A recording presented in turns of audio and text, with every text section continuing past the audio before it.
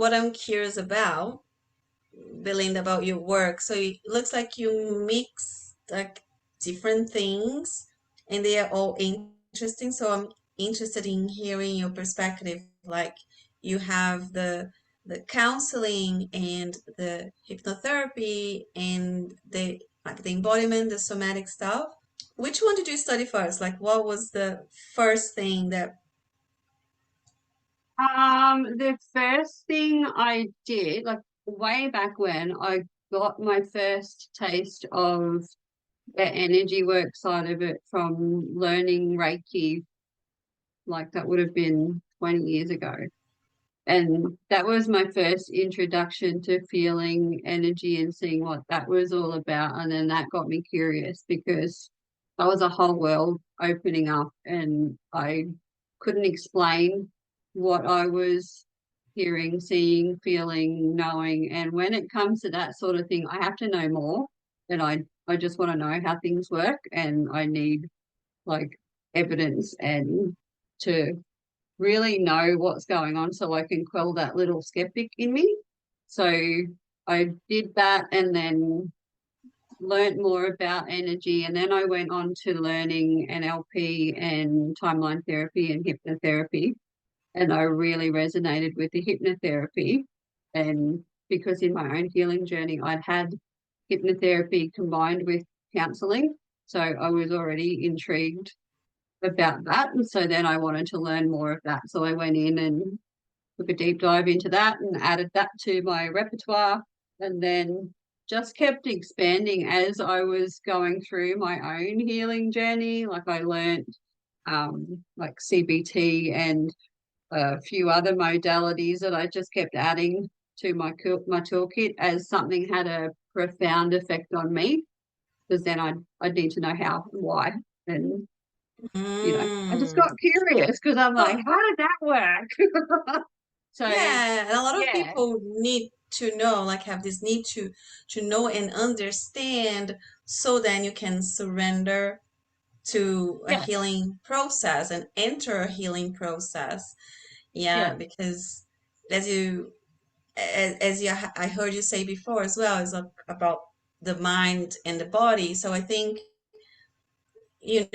like having those elements of the mind, the counseling and CBT, they they don't necessarily link it back to the body. yeah, yeah. Well, then from there, I also wanted to learn about the psychic connection and how that comes into it, and like the universal life forces and the energies. And through that, then I went into the mediumship and developed that because I thought I was actually bipolar, but it was the spirits talking to me. So then I was like, wow, I'm not going crazy. So How many people out there might be taking I, this diagnosis of yeah, bipolar? I actually thought there was something wrong with me. And then Wow. once I'd had that awareness and learned how to work with energy and deal with what I was feeling and could ground into it and, worked with the basics of energy, that then took me to a mentor who was amazing in my journey. Like she'd helped me so much in my entire healing journey. And it wasn't just with the energy side of it. She helped me with business coaching, personal coaching and development and all of that sort of together. And in doing that, then that made me go, oh, I actually like doing this sort of stuff. Interesting. So then I could see how I could bring the stuff that I'd already learnt into that. But then it wasn't quite, there was something I still needed. It Yeah. wasn't quite landing from the trauma perspective, because Uh-huh. even going through my own healing journey, there was trauma that I couldn't quite get to, like behaviors and triggers and all of that sort of stuff that I still wasn't aware of in myself. But through my coaching sessions and being close to people, they were like, you've got that going on. I'm like, see what now? So, and then that turned out it was pre-consciousness. So then I'd started diving into like the childhood trauma, the developmental trauma, and the generational trauma, and yeah, kept going through. Then that really made me have those clarity moments where I could go, oh, okay, this is trauma. This is not even in my awareness because it happened before I could even know anything because I was too young, or it was like from the womb, or it was generational way back, or it was stuff that happened when I was so young. You know, when you're a kid, you blame everything on yourself. You think everything's your fault. Like that's what you do. You're not aware that adult stuff's going on around you. You just think that everything's your fault. So Yeah. yeah, so that all sits in your body on an unconscious level and creates And all of this so, stuff. yeah, so much. So I love that you bring that trauma aspect in the body, the embodiment. So when someone comes to you, like having this embodiment piece, how does that look like in a session? And what what can they get out of a session with Yeah. you? Like what Okay. people come to you for, like, yeah. Yeah.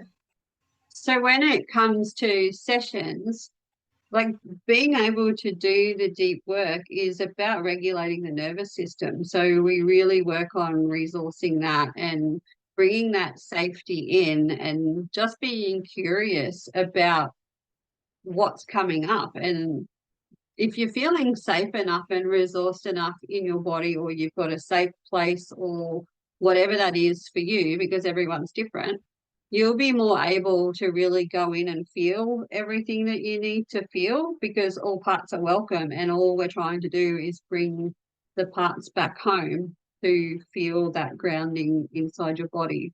And then once you can do that, you're able to just shift it once you've really felt it and you're getting the messages and the knowings and the learnings and all of that stuff.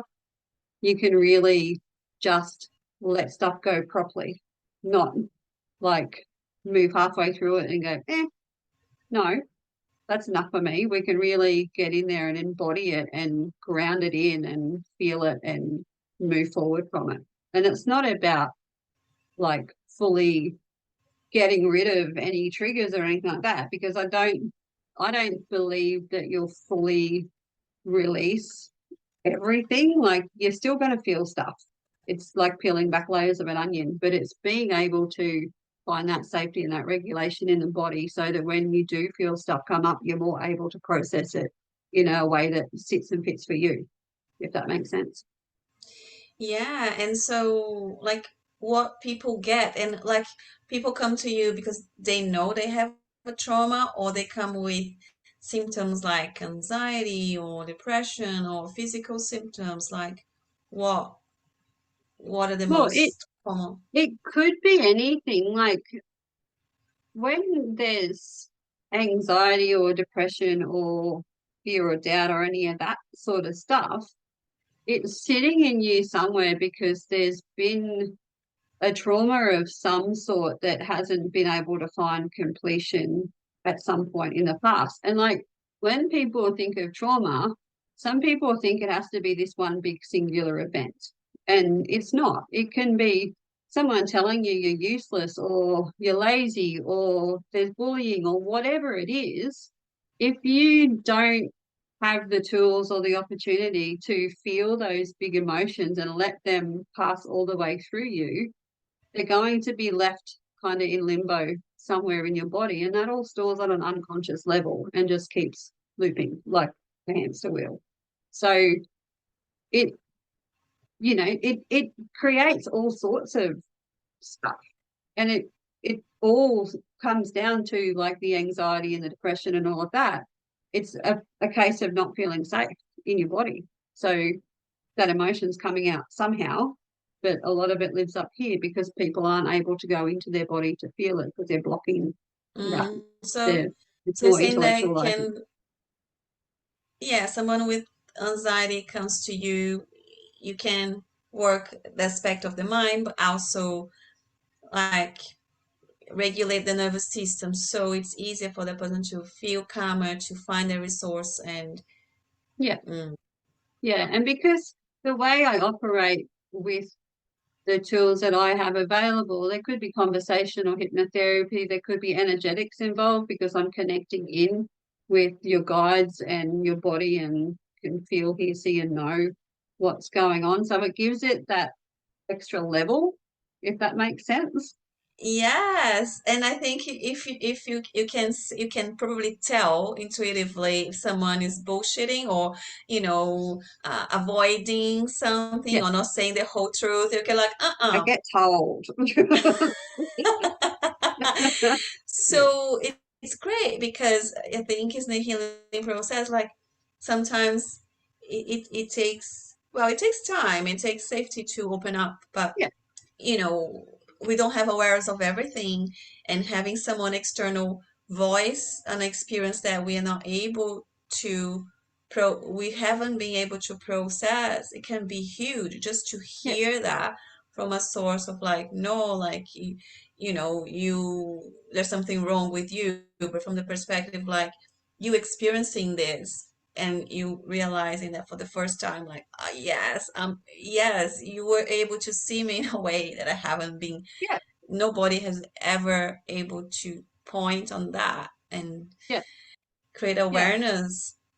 yeah. Amazing, amazing And it's stuff. the feeling validated. Like that that is something that can't be underestimated, to just be able to allow someone to feel that safety and the resource in their body and allow whatever comes up to come up and let them have the space and the time to do that, where they're not censored and they're not suppressing anything. It's just let it all come out. Everything's welcome and everything's okay. It Oh, makes a massive difference to somebody's healing journey.